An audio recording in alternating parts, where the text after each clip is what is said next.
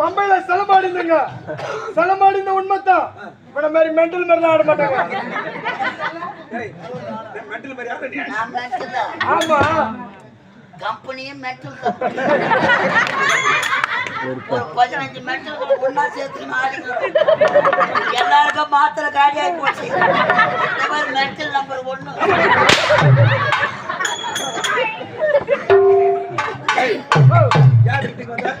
அது விட்டா அதுல ஒரு 10,000 ரூபாய் தரணும்.